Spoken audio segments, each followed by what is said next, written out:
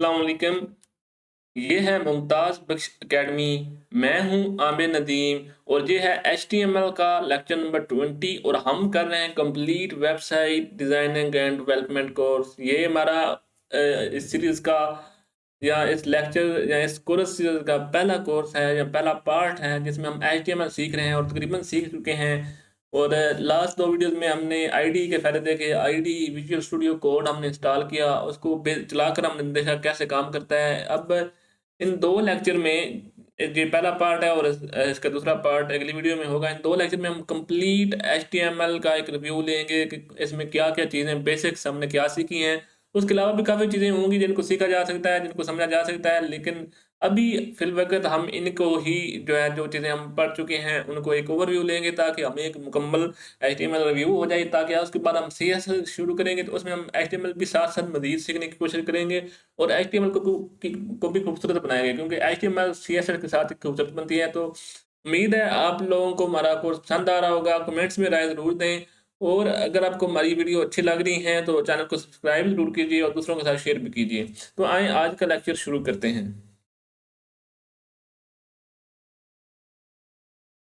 तो सबसे पहले मैं जो है इस एक फ़ाइल मैंने ओपन की हुई है, इसको मैं टेक्स्ट एडिटर में ओपन कर लेता हूँ।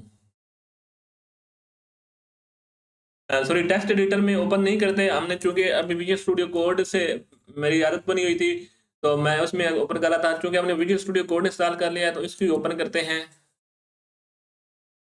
जब आप विजुअल स्टूडियो कोड ओपन करते हैं, तो ये बाद दफ़ा इस तरह ओपन होता है कि लास्ट वाला लेक्चर उसने खोला होता है, ठीक है? तो आपने अगर इसकी पहले वाली स्क्रीन खोलनी हो, तो आप control plus shift plus N दबाएँ, तो ये एक न्यू आपके सामने बिल्कुल न्यू स्क्रीन ओपन कर देता है, जिस पर आप न्यू से लिखना शुरू कर सकते हैं, ठीक है? कंट्रोल शिफ्ट न्यू, ठीक है? और गेट स्टार्टेड का इसने दिया होता है, तो इधर से आप नया शुरू कर सकते हैं और पुरानी फ़ाइल जो आपने खोली हो, वो फिर इस तरह हम बंद भी कर सकते हैं। कंट्रोल शिफ्ट एन से। तो ये एक हमारा सामने एक ओपन हो चुका हुआ है और अब चूँकि हमारे पास पहले से फ़ाइल एक मैंने बना कर रखी हुई है, उसको ओपन फ़ाइल मैंने किया और डेस्कटॉप पर वो फ़ाइल पड़ी हुई है, वहाँ से मैं उसको ओपन कर लूँगा, ठीक है? कौन-सी फ़ाइल हमने बनाई थी? एचटीएमएल रिव्यू के नाम से बनाई थी। अभी तक इसमें कुछ भी नहीं है, ठीक है? इसको मैंने ओपन किया, ठीक है? अच्छा, अब मैंने एचटीएमएल फ़ाइल को ओपन कर लिया है, ठीक है? तो इसको मैं थोड़ा ज़ूम भी करूँगा ताकि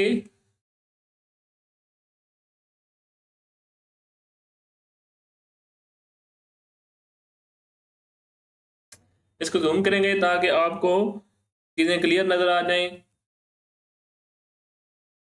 अब ये हमारे पास बेसिक कोड लिखा हुआ है एचटीएमएल का। ये बेसिक सबसे पहले हमने एचटीएमएल का बेसिक स्ट्रक्चर सीखा था कि ऊपर डॉक टाइप एचटीएमएल इसलिए लिखते हैं कि ये बताता है हमारा जो डॉक्यूमेंट है, ये किस टाइप का है। एचटीएमएल जब भी लिखते हैं तो उसके ऊपर पहली लाइन हमारी यही होती है, exclamation mark, doc type, space देकर एचटीएमएल और दोनों तरफ एंगुलर ब्रैकेट्स होती हैं।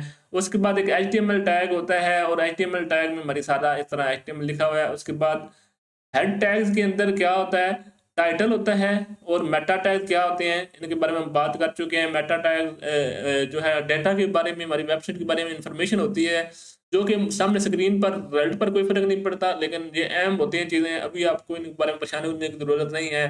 आगे जाकर आप इनके बारे में सीख सकते हैं। अभी भी आप इनके बारे में गूगल करें तो आपको कुछ ना कुछ इल्म हो जाएगा। बस ये हमारे असल में पेज के बारे में इंफॉर्मेशन होती है कि पेज की सेटिंग वगैरह के बारे में इंफॉर्मेशन होती है। लेकिन अभी आपने इसको ध्यान में नहीं लाना। अगर ये रहें इधर तब भी ख़ैर है, अगर आप इनको काट दें तब भी ख़ैर है। अभी मैं इनको इसलिए काट रहा हूँ कि हमारी जो स्क्रीन है ना, उस पर जगह ताकि बच जाए, ठीक है?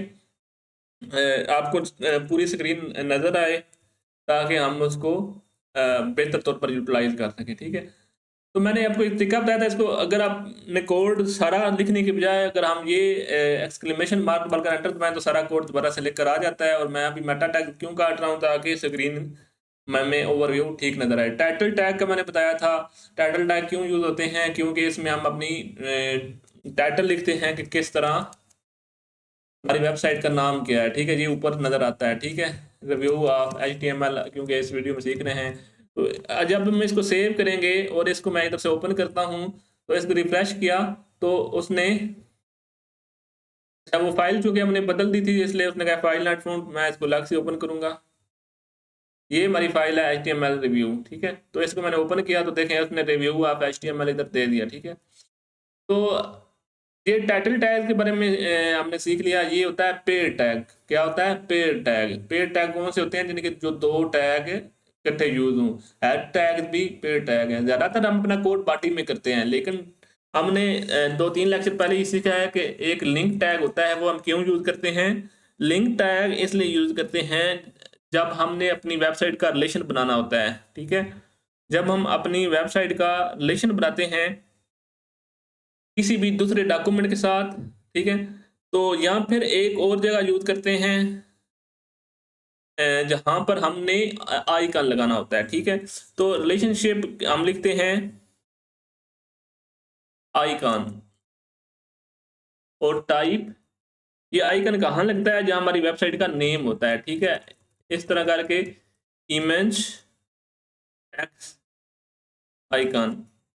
और href में क्या लिखते हैं? जहाँ का वो इमेज होता है। देखिए जी, HTML जब हम नोट पैड यूज करते थे तो हमें कोई भी ऑप्शन नहीं मिलता था। यहाँ पर ये कुछ काम हमारे लिए खुद ही कर रहा होता है, ये जो IDM है, ठीक है। क्या इसे कहते हैं? IDE, ठीक है। तो ये हमने टैग क्लोज किया। href में हमने क्या देना है? एड्रेस देना है। तो पहले हमने कौन सा इमेज यूज किया था जो कि हमारे पास मौजूद था डेस्कटॉप पर। अब हम देखते हैं इंटरनेट से कैसे हम इमेज यूज कर सकते हैं। कोई भी इमेज हम अगर हम इंटरनेट से यूज करना चाहें तो कैसे यूज कर सकते हैं। बस पहले हम कोई इमेज सर्च कर लेते हैं इंटरनेट पर। नेचर के रिलेटेड कोई इमेज सर्च कर लेते हैं। तो मैं आपको दिखाता हूँ कि किस तरह मैंने सर्च किया है। ये हमने इमेज सर्च किया है, तो इसमें से कोई भी इमेज आप ले लें। फॉर एग्जांपल मैंने ये एक इमेज पर क्लिक किया तो इधर ओपन हो गया, ठीक है, इधर साइड में। और जब ओपन किया है तो मैं इस पर राइट क्लिक करूंगा तो इसमें एक ऑप्शन आता है कॉपी इमेज एड्रेस। जब कॉपी इमेज एड्रेस कर लेना है तो फिर इसको आप अपनी वेबसाइट पर ले जाएंगे और href के अंदर उसको हम एंटर कर देंगे, ठीक है। href के अंदर जब एंटर किया है तो ऊपर हमने टाइटल भी दे लिया है और लिंक के अंदर हमने फैव आइकन का मैंने बताया था कि रिलेशनशिप में हम बताते हैं आइकन है और टाइप में बताते हैं इमेज एक्स आइकन। ये आपने इसको याद कर लेना है जब भी अपने फैव आइकन यूज करना है। href में जहां से अपने इमेज अगर वेबसाइट से, जिस तरह मैंने बताया कि वहां से हम क्या करते हैं, कॉपी इमेज एड्रेस कर लेते हैं। या मैं इमेज वाली वीडियो में ये भी बता चुका हूँ कि href के अंदर अगर डेस्कटॉप पर इमेज जहाँ कहीं भी इमेज पड़ा है तो वहां से कैसे यूज कर सकते हैं। दोनों तरीके आपने यूज कर लेने हैं, ठीक है। तो ये हमने फैव आइकन लगा लिया है। इसके अलावा हम इमेज यूज करना भी सीख चुके हैं। इमेज में हमने सोर्स देना होता है, ठीक है। सोर्स में भी सेम चीज ही देनी होती है, ठीक है। सोर्स में जो हमने उधर से इमेज कॉपी किया है, उसका एड्रेस कॉपी किया है, वही सेम चीज दे लिया है, ठीक है। और ये हमारा इमेज भी लग गया है। इमेज लगाने के मैंने दो तरीके आपको बताए थे। दूसरा तरीका क्या था? आपने सारी चीजों को रिवाइज करना है, ठीक है। Input type image, input type image लेकर फिर भी अगर आप साथ में सोर्स ले लें तो फिर भी हमारा इमेज लग जाता है, ठीक है। अब हम इनको सेव करते हैं, देखते हैं क्या हमारा इमेज लगा है और इन दोनों टैग्स ने क्या अलग अलग इमेज लगाया है और इस लिंक ने क्या काम किया है, टाइटल ने क्या काम किया है। इन सारी चीजों को हम रिव्यू करते हैं। सेव किया मैंने और उधर जाकर हम पेज को रिफ्रेश करेंगे। पेज को मैंने रिफ्रेश किया। देखें सबसे पहले ये हमारे पास दो इमेज लगे हुए हैं। ये ऊपर वाला कौन सा इमेज है? जो हमने उधर ऊपर लगाया इमेज टैग के साथ। फिर नीचे कौन सा लगाया? इनपुट टाइप इमेज के साथ, ठीक है। उसके बाद ये ऊपर हमारे पास जहाँ रिव्यू ऑफ HTML लिखा हुआ है, टाइटल हमारा लिखा है, उसके साथ फैव आइकन भी हमें नजर आ रहा है। देखिए एक सिंपल सी हमने वेबसाइट बना भी ली है इमेज को यूज करते हुए। तो इमेज टैग कितना ही यूजफुल होता है, आपको समझ आ ही गया होगा। और अब हम इमेज की हाइट और विड्थ थोड़ी सेट करते हैं। मैं कहता हूँ कि जो है ना, ये पूरी स्क्रीन पर आए या फिर जितनी भी हम करना चाहें उतनी कर सकते हैं, ठीक है। मैं इधर कहता हूँ इसकी हाइट हो जाए, कितनी हो जाए? 1000 ऊपर वाले इमेज की तरफ कर रहे हैं, ठीक है। और विड्थ हो जाए 500। इसको आप टैग में भी लिख सकते हैं, टैग के बगैर भी लिख सकते हैं, दोनों तरह से काम करेगा, ठीक है। अब इसकी हाइट 1000 हो चुकी है और विड्थ हो चुकी है 500। तो देखें ये इमेज उसी तरह से चेंज हो गया। नीचे वाली इमेज की हमने चेंज नहीं की तो वो चेंज नहीं हुआ। तो ये हमने चंद चीज़ों को रिव्यू किया है, कौन कौन सी इमेज को और इनपुट टाइप इमेज को इमेज दो तरीके से लगा सकते हैं। इसके अलावा हमने ये फेव आइकन लगाया है। अब मजीद चीज़ें देखते हैं कि मजीद कौन कौन सी चीज़ें हमने देखी,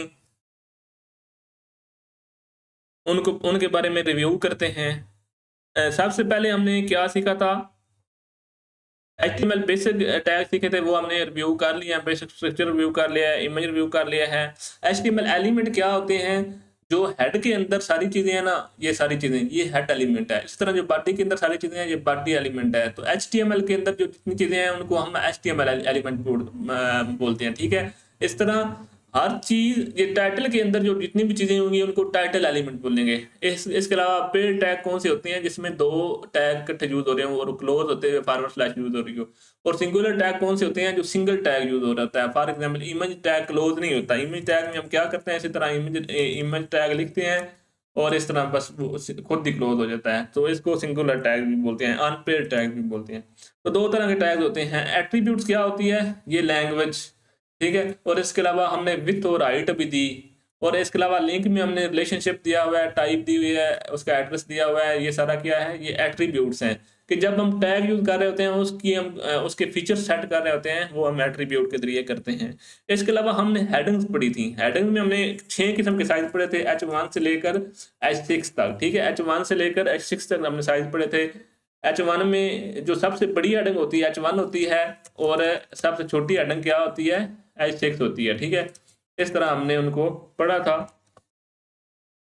अभी देखें ये ऑटोमेटिकली मैंने H1 लेकर जैसे टैग लिखे ना, तो उसने क्लोज उसको ऑटोमेटिकली खुद ही कर दिया। तो ये इतने फायदे होते हैं आईडी यूज करने के। वीडियो स्टूडियो कोड ये हमारी हेल्प करता जा रहा है। साथ में आप ऑप्शन भी देता है कि ये भी आप यूज कर सकते हैं, ये भी यूज कर सकते हैं। तो ये देखें कितने इसके फायदे हैं। तो अब इसको देखते हैं कि हेडिंग के साइज जो हमने लिखे हैं, जी H1 हेडिंग है और H6 हेडिंग है। दोनों हेडिंग की H1 सबसे बड़ी हेडिंग और H6 सबसे छोटी हेडिंग। उसके बाद आगे मजीद हमने क्या चीजें पढ़ी थी, पैराग्राफ, ठीक है। अगर पैराग्राफ लिखना हो तो इस तरह पी टैग जो है शुरू करते हैं और पी टैग क्लोज करते हैं, और इसमें हमने लिखा था इट इज पैराग्राफ, ठीक है। तो ये सेव करते हैं, देखते हैं पैराग्राफ किस तरह लिखा गया था। ये चीजें हम रिव्यू कर रहे हैं, ये सारी चीजें हम पढ़ चुके हैं, ताकि आपको एक दफा पूरा एक ज़हन में चीजें आ जाएं कि हमने क्या क्या पढ़ा है। इसलिए हम तेजी से उसको करते जा रहे हैं। पैराग्राफ के बाद हमने जो है फॉर्मेटिंग पढ़ी थी, मतलब टेक्स्ट को किस तरह यूज कर सकते हैं मुख्तलिफ तरीकों से, वो हमने देखा था। जिसमें से हमने देखा था बोल्ड टेक्स्ट किस तरह कर सकते हैं, ठीक है। अगर कोई किसी टेक्स्ट को हमने इस पैराग्राफ को बोल्ड करना चाहते हैं, किस तरह कर सकते हैं, तो हमने कहा बी टैग इसके लिए यूज करते हैं। बी टैग शुरू भी होगा, बी टैग क्लोज भी होगा। पैराग्राफ को बी टैग के दरमियान लिखेंगे तो बी टैग भी पेड टैग है, ये हमारे टेक्स्ट को बोल्ड कर देगा। देखते हैं क्या इसने बोल्ड किया है कि नहीं किया, ये देखें इसने बोल्ड कर दिया है। इसके अलावा चंद एक टैग हमने देखे थे, इम्पोर्टेंट टैग देखा था, वो क्या करता है, स्ट्रांग के नाम से होता है। इसमें जो भी लिखेंगे इट इज इम्पोर्टेंट, या भी अपने इम्पोर्टेंट टेक्स्ट लिखना हो तो स्ट्रांग टैग यूज कर सकते हैं।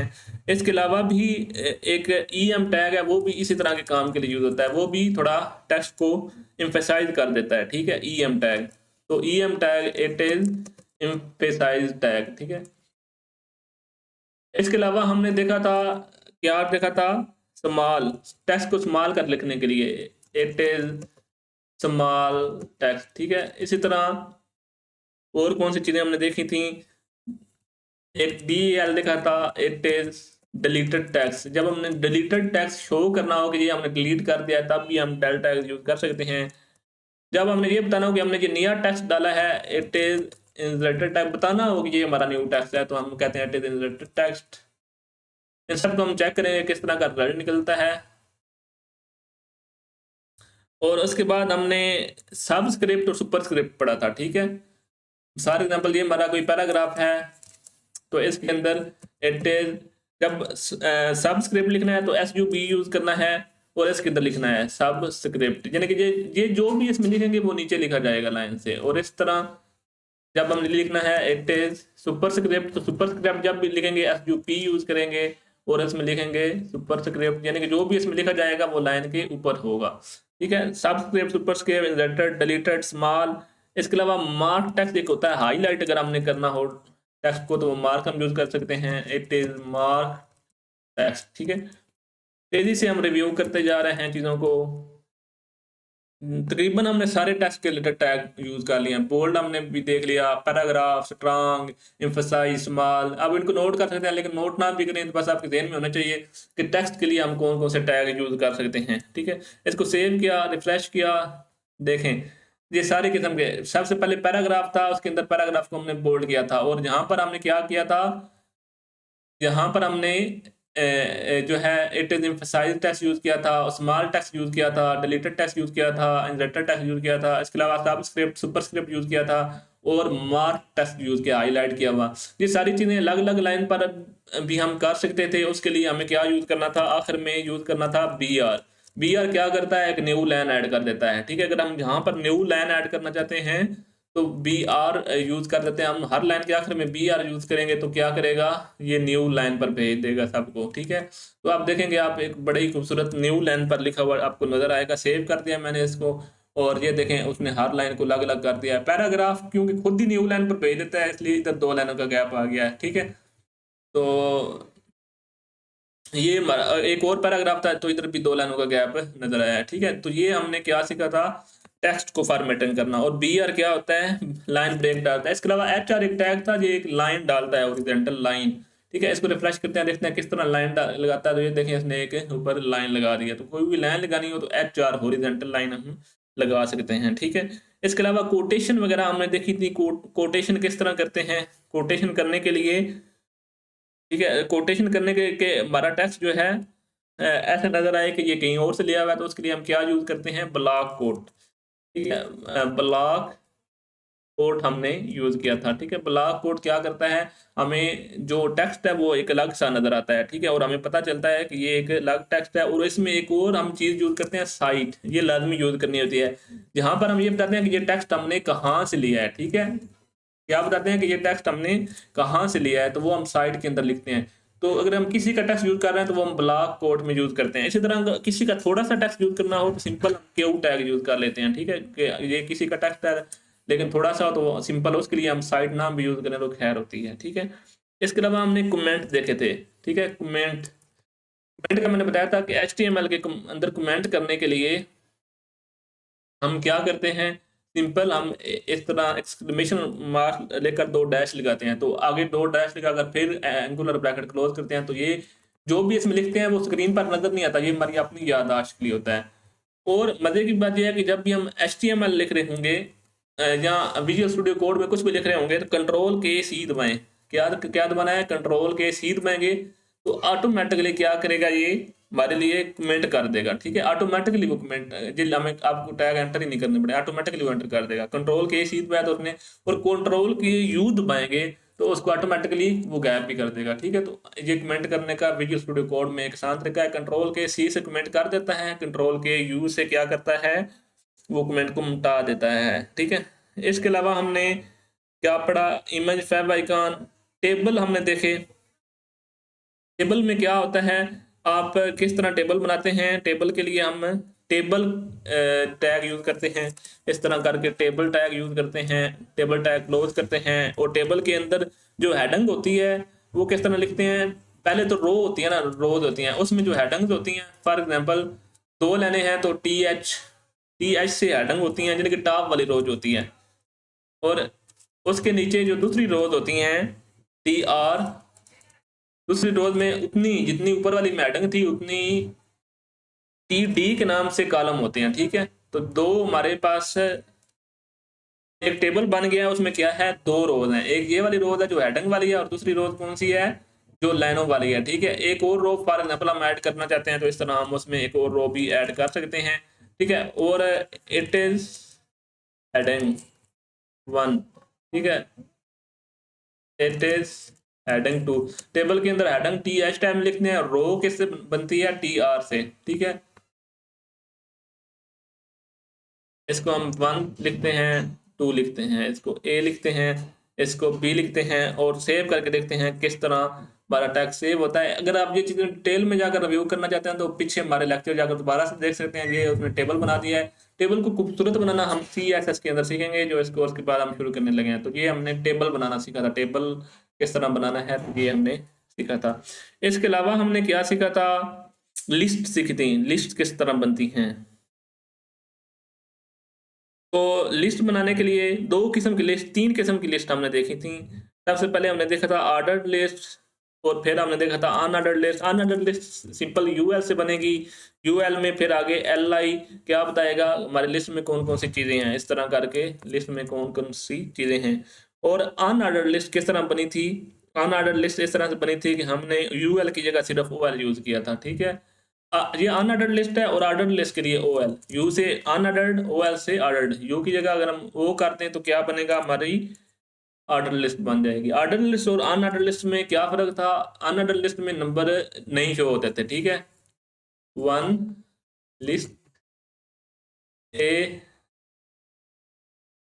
लिस्ट 2। ठीक है, इसी तरह यही चीजें हम उसमें नीचे वाली लिस्ट में कॉपी करते हैं और देखते हैं दोनों लिस्ट में क्या फर्क है। ये हमने दो लिस्ट लिखी है। ठीक है, और कमेंट का यूज करने का क्या फायदा होता है, अपनी याददाश्त के लिए हम इधर इधर लिख लेते हैं, कंट्रोल के सी दबाता हूँ, या आप खुद ये टाइप करके भी ले सकते हैं, इट इज लिस्ट 2, ताकि हमें पता चल जाए, क्लियर हो जाए कि हमने यहाँ दो लिस्ट लिखी है, इट इज लिस्ट 2। ठीक है, और इधर हम ऊपर वाले में लिख देते हैं, it is list 1, it is list 1। ये तो भी सिंपल सा कोड है, दो लिस्ट वाला। सोचेंगे जब हजारों लाइन का कोड होता है तो कोड में ढूंढने में भी ये मदद होती है कमेंट्स, और बताते भी हैं कि इसका क्या कर रहा है, बताए। ये तो सिंपल सा कोड है, जब कॉम्प्लेक्स कोड आता है तो कमेंट्स बड़ी हेल्प करते हैं, लेकिन इनका काम और कोई नहीं होता स्क्रीन पर, ये सिर्फ हमारे अपने लिए होते हैं। तो अब इनको सेव करते हैं, देखते हैं दोनों लिस्टों में क्या फर्क है। देखें, ऊपर उसने बुलेट शो कर दिया और उसने ये ऐसे ही हमारे लिस्ट शो कर दिया, नीचे वाली में उसने नंबर लगा कर किया है, यानी कि वो ऑर्डर्ड है, वो अनऑर्डर्ड है। इसके अलावा हमने एक और लिस्ट सीखी थी, वो कौन सी थी, वो थी डिस्क्रिप्शन लिस्ट। डिस्क्रिप्शन लिस्ट में क्या था, डिस्क्रिप्शन लिस्ट में हमने कौन से टैग यूज किए थे, डीएल। डीएल से क्या बना, डिस्क्रिप्शन लिस्ट। तो डीएल टैग हमने यूज किया, कोई टैग एक्स्ट्रा नहीं यूज करना, उससे एरर आ जाएगी। ठीक है, तो डीएल के अंदर हमने डी भी यूज करने हैं और डी भी।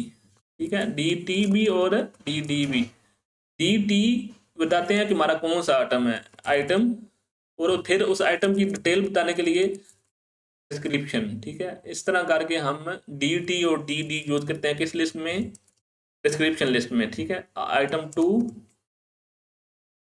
ठीक है, और आइटम 2 की डिस्क्रिप्शन। ठीक है, इस तरह करके हम डिस्क्रिप्शन लिस्ट यूज करते थे। तो देखिए, उसने आइटम बताया, फिर उसके आगे उसकी वजाहत करती है एक लिस्ट की सूरत में, तो कितना खूबसूरत उसने डाटा लिस्ट ने खुद ही हमें उसकी तरतीब बनाकर दे दी। ठीक है, इसको यूज करना हमने सीखा। इसके अलावा हमने क्या सीखा, लेआउट एंड रिस्पॉन्सिव लेआउट की बात की। लेआउट क्या होती है कि जिस तरह HTML में डिजाइन बनते हैं, और रिस्पॉन्सिव लेआउट क्या होती है, यानी कि अगर कोई वेबसाइट हमने मोबाइल पर भी शो करनी है, कंप्यूटर पर भी शो करनी है, हर जगह शो करनी है, तो उसके लिए हम क्या करते हैं, उसको इस तरह बनाते हैं कि वो मोबाइल पर भी उसी तरह नजर आए, अच्छी नजर आए, और बड़ी स्क्रीनों पर भी अच्छी नजर आए, तो उसको हम रिस्पॉन्सिव लेआउट कहते हैं। ये चीजें भी हमने सीखी थी, इमेज, फैब आइकन, ये सारी चीजें हमने सीखी। इसके अलावा भी मजीद चीजें सीखी थी, उनको हम कवर करेंगे अगले लेक्चर में। उम्मीद करता हूँ आपको ये लेक्चर पसंद आया होगा। बहुत शुक्रिया, अल्लाह हाफ़िज़, मिलते हैं अगली वीडियो में। बहुत शुक्रिया।